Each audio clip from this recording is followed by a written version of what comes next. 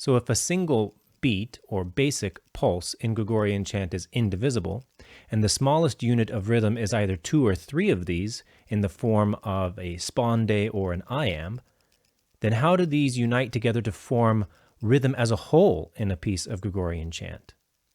Well, that is what we're going to look at today. Gloria in excelsis Deo.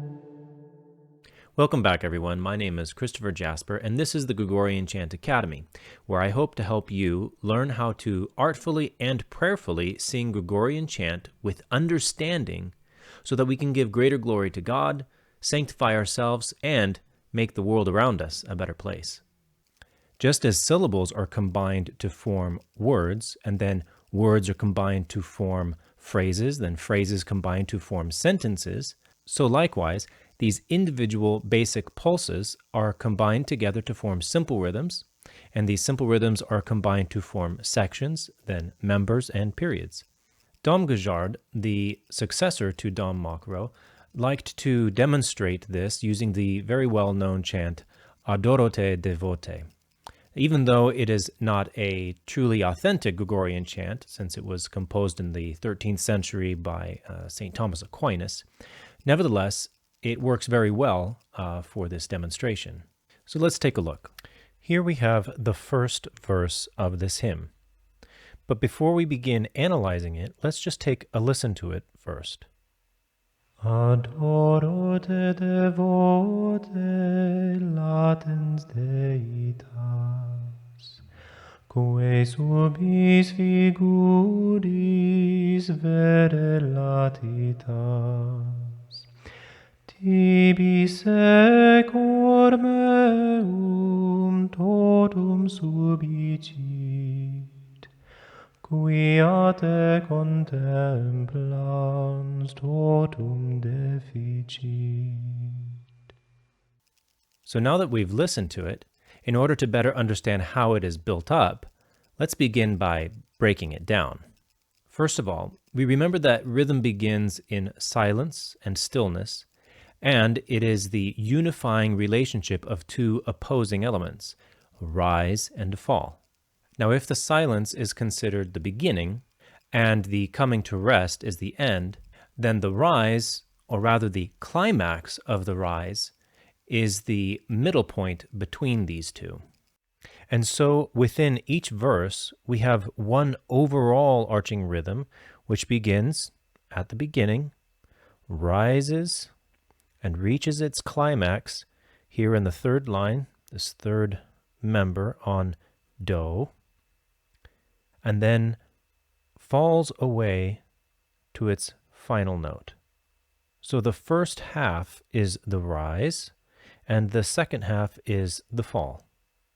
We can also note how the first two lines, or as Dom Mocquereau calls them, members, they have the exact same melody note for note. However, as Mocquereau points out, the resemblance of these two is merely material.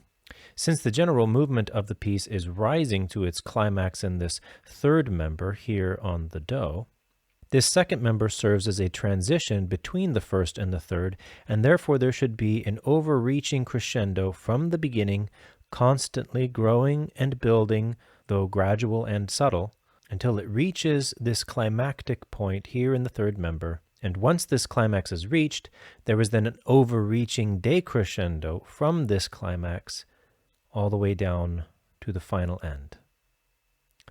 But it is also very obvious that this entire verse is divided into 4 lines or members. Each one of these members also has its own rhythm. So the rhythm of the first member rises to its climax here on the upper note of devote, and then falls to its end on deitas, each member having the same kind of division and rhythm. But each member can then be broken down into 2 smaller parts called sections or incises. For example, the rhythm of this first section, or incise, rises to its climax on devote and comes to rest on te.